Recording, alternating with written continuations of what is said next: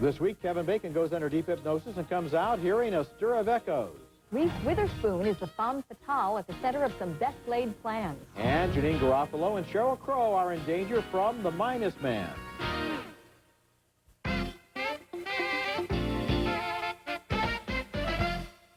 What I don't understand is how a person that spent most of her adult life in college can believe all that superstitious crap. It isn't superstition. Come on. I'm practically a licensed hypnotherapist. Oh, practically licensed. Isn't that like saying I don't have a license? Ow! Kevin Bacon scoffs at sister-in-law Ileana Douglas's offer to hypnotize him in Stir of Echoes, a supernatural crime thriller that's one of 5 new movies we'll review this week, plus the revival of one of the greatest films ever made.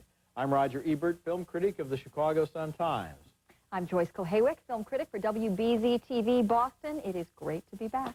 It is nice to have you back, Joyce. Okay, first movie. It turns out that Kevin Bacon's mind is very open to hypnosis in that scene we just saw. And while he's in a trance, he has the first of a series of disturbing visions that haunt him. These unpredictable visitations from the other side prowl through his dreams and even attack him in daylight. His wife, played by Catherine Irby, tells her sister she's worried.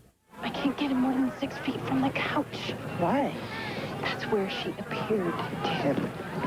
Oh. I'm not shocked that there's another woman. Of course, the fact that she's dead gives one pause.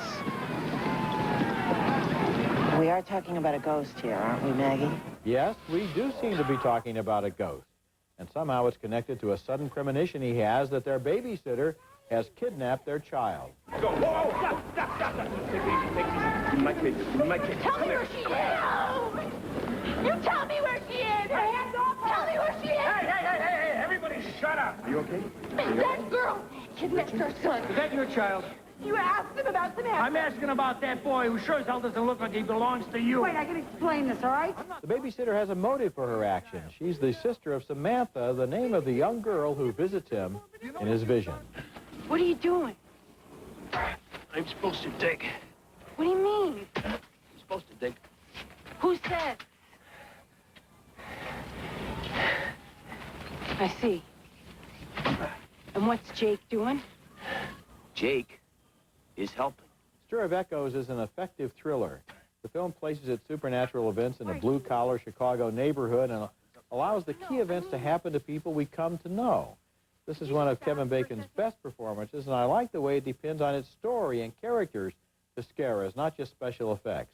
It's like Sixth Sense in that way. Maybe real movies are making a comeback just when special effects seemed all set to take over. I am just dumbfounded. Dumbfounded? Yes.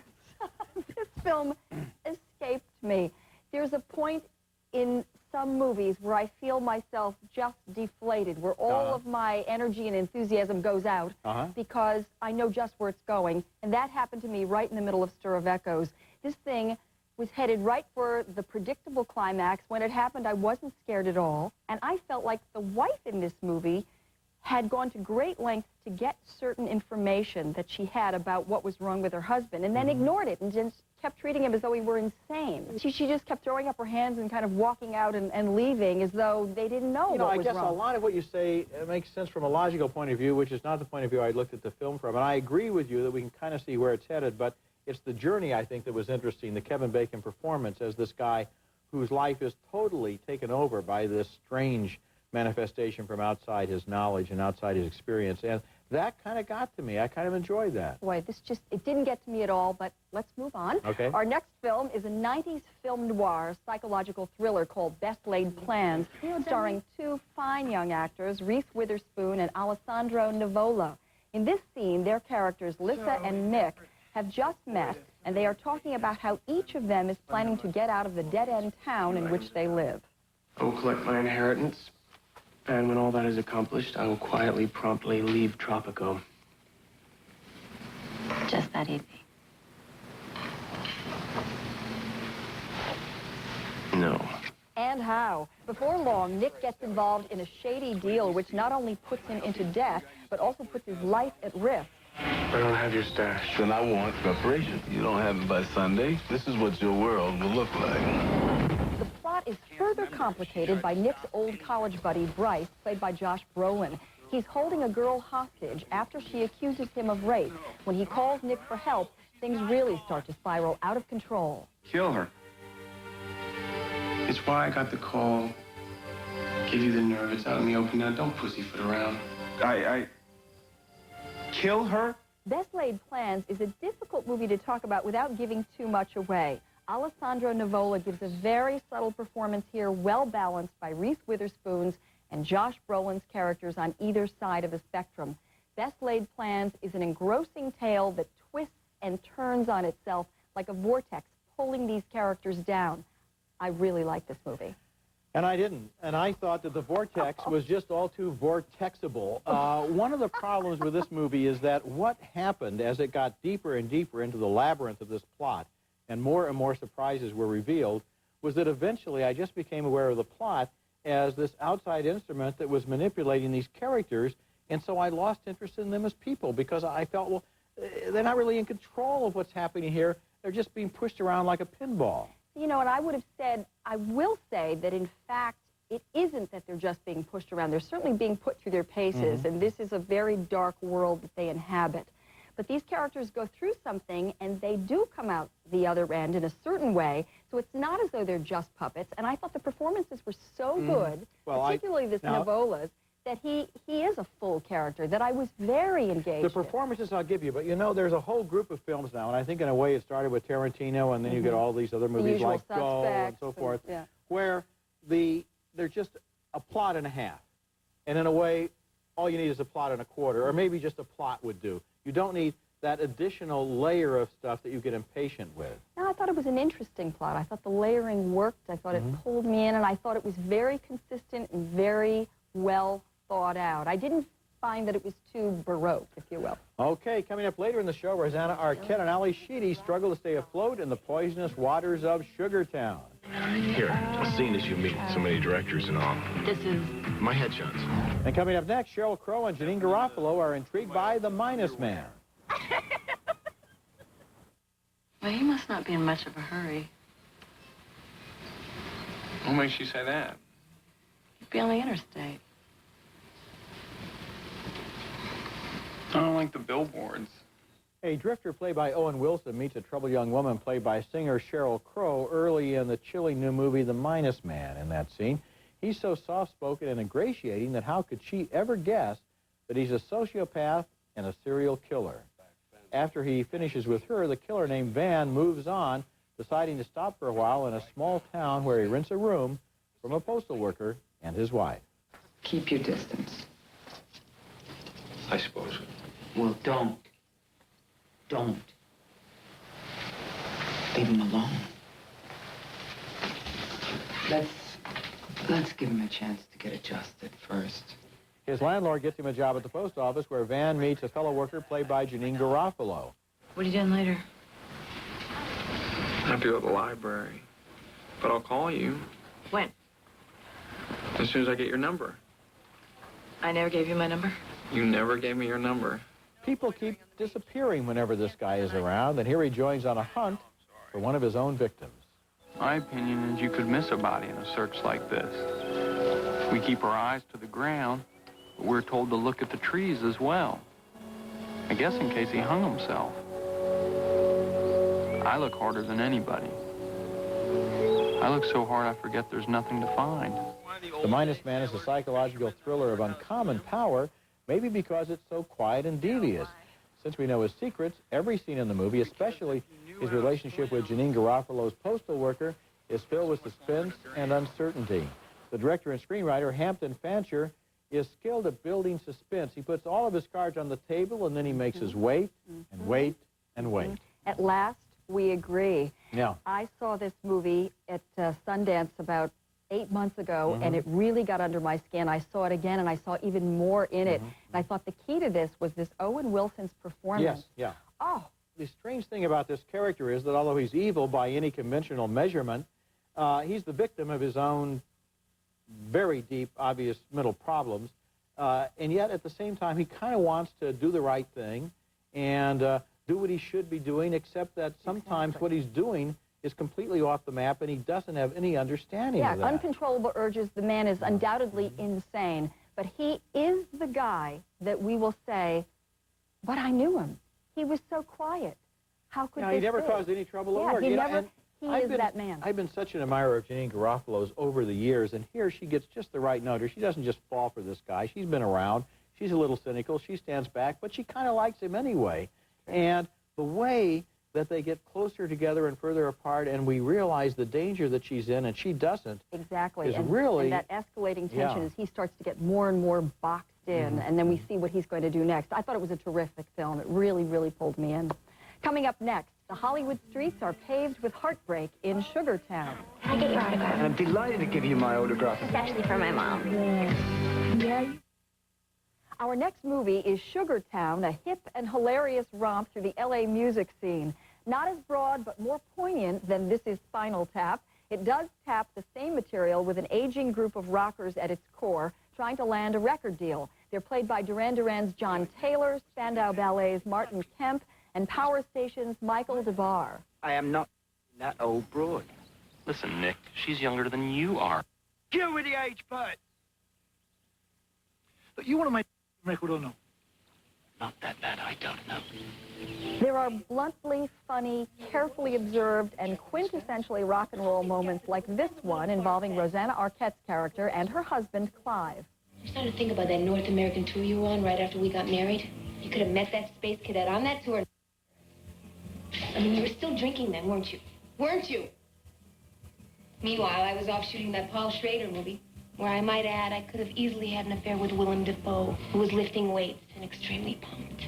As Clive and the band struggle to make a comeback, a young wannabe, the rabidly ambitious Gwen, played by newcomer Jade Gordon, will stop at nothing to get her first big break, including sabotaging and stealing Ali Sheedy's date with a big record producer. Oh, now this is cute. This is so cute. It's my painting smart. No, look at how cute this is. Like with some tights and some little black loafers. Like a beatnik. Look. He can ask you about your job for a change. Sugartown points up the dopey pretensions of this treacherous world, but it never stoops to ridicule. We somehow sympathize with the drug-addled songwriter who may have some talent, with Rosanna Arquette's aging actress, with the guitarist who's trying to hold his marriage together, and especially with Clive's over-the-hill rocker, whose latest opus is called Gravy Stain Girl. You know, I love this movie, too, and it was co-directed by Allison Anders and Kurt Voss, who live in this world and who know people like this. In fact, I think they know some of the actors in their movie who have lines that are clearly autobiographical, like Rosanna Arquette, who says, they want me to play Christina Ricci's mother, you know. She doesn't want to hear anything at all about that. And what's beautiful here is that these people are kind of a low-rent version of the characters that Altman was looking at in The Player. Good point. And they are seen so clearly and with such poignancy and humanity. They're allowed to be people. It's not just interlocking relationships in a kind of a gimmicky plot. You really get involved with these people. It's true. It would be so easy to make a satire out of all of this and poke fun at these people and just have a series of disconnected vignettes. Again, the filmmakers interweave these characters just enough to give it some dramatic texture. Good film. It is endlessly interesting. Every time there's a cut to another character and another way of handling something, you're surprised and delighted. Right. It's really a good movie. And a lot Sugartime. of hip topical references, too. Yes, indeed. Okay. Next movie. Our next movie is On the Ropes, a documentary so powerful that in some ways it deserves comparison with Hoop Dreams. Like that great film, it's about poor inner-city dwellers trying to use sports to escape from poverty. But this one doesn't have such a happy ending. The movie takes us into a New York gym where the trainer, Harry Kite, oversees the careers of would-be champions. One of the boxers, Noel Santiago, isn't afraid to fight, but he's afraid to lose. I didn't come here to convince you to fight, you know what I'm saying? No, the last thing I want to see for you is you to get hurt in this sport.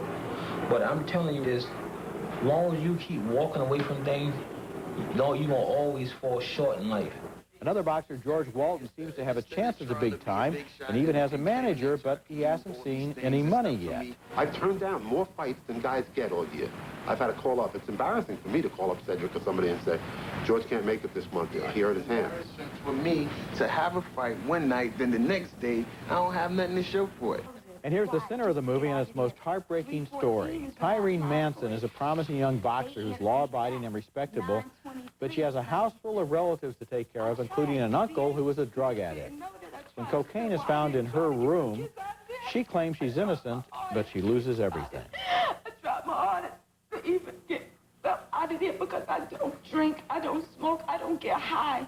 The kids had their friends. They would have some reefer wrappings on the floor. I clean up that house. I clean up Randy's empty crack vials. Yes, I did. And if at times he dropped a crack vial that was full, I'd throw it in the garbage. You know, it's not often that a movie makes me really angry, but the way the legal system treats Tyrene Manson in this movie is so unfair and so indifferent and so careless of her life that I wanted to confront that judge for not caring more about this young woman in front of him. There's also a lot to be said about her incompetent attorney, for that matter, but the movie's real message is that bad things can happen to poor people just because they're poor. On the Ropes is a powerful film and a good one, and if you see it, you're not going to forget it. This is an amazing film.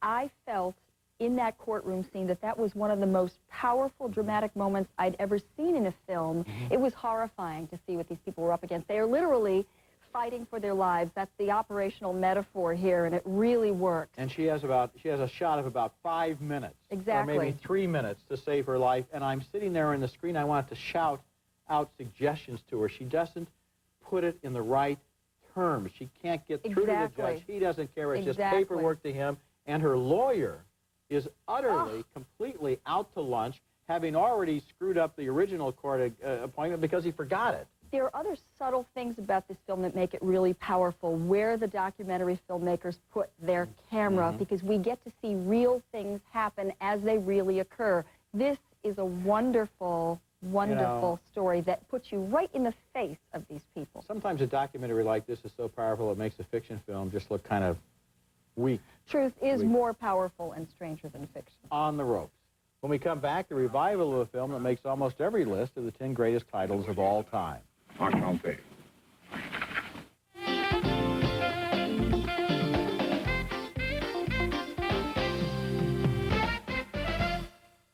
Roger Ebert in the Movies Revival Spotlight is brought to you by Nestle's Raisinets. At the movies or at home, Raisinets. When they make lists of the greatest films of all time, one title that's almost always near the top is Grand Illusion, the 1937 masterpiece by Jean Renoir of France. Made in the gathering shadows of World War II, it was set in the prison camps of the First War, where officers tried to act like gentlemen but could see that their world was coming to an end. The film tells the stories of 3 French prisoners, an aristocrat, a mechanic, and a Jewish banker, whose lives are joined in a prison camp in Germany. Messieurs, je rends hommage à votre courage patriotique. Mais ici, la situation est complètement changée. Personne ne s'échappera de cette forteresse. Erich von Stroheim stars in a famous performance as the former flying ace, now a walking invalid, who is commandant of the camp. He still has a sentimental attachment to the notion that enemies can treat each other as gentlemen. J'ai connu un Boileau à Berlin, un comte de Boileau. Ah oui? C'était mon cousin, Edmond Boileau. Il était attaché militaire. He was a marvelous rider. In the good old times, yes. Maintenant, il est aviateur dans la chasse. That's so. Mais vous mangez pas? Je ne peux pas couper ma viande, alors... Vous permettez? Avec plaisir, merci. Vous parlez bien français? J'ai travaillé chez Gnome à Lyon. We know that the trench warfare was incomparably worse than the fairly comfortable lives of these prisoners and their captors, but Renoir needs that distance from the front lines to show how his characters, especially von Stroheim's pathetic German, are deluding themselves. This is really a great film.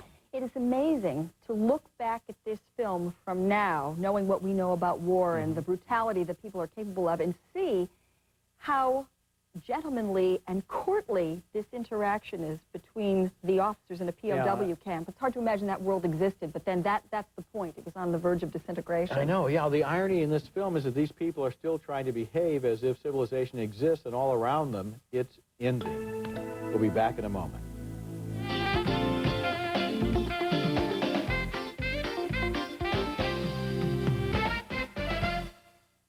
Now let's take another look at the movies we reviewed on this show. A split decision on Stir of Echoes with Kevin Bacon. Joyce questioned the logic. I like the mood.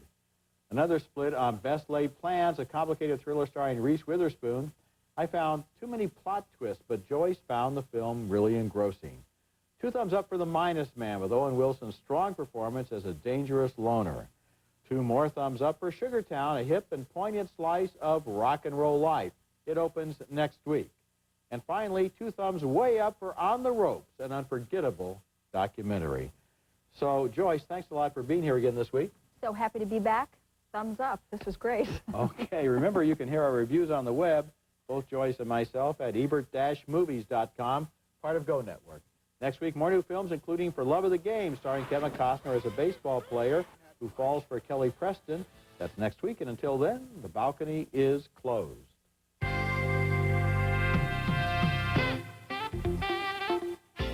1-800-US-SEARCH. Locate a long-lost friend or family member. Find anyone. Call 1-800-US-SEARCH. History teaches us many lessons, one of which is few things last. Like a Moen faucet. Moen. Buy it for looks. Buy it for life. I should have used Preparation H. It helps stop itch and irritation with a soothing layer of protection. I should have used Preparation H. Try the Conair Satiny Smooth Waxer. Just roll on the warm wax, remove it with special strips painlessly at the roots, and stay hair-free for weeks. Closed captioning for Roger Ebert in the Movies is brought to you by... Know what's inside Lean Pockets chicken fajita? White meat chicken, peppers, real cheddar cheese, and still only 7 grams of fat. What are you gonna pay? Lean Pockets.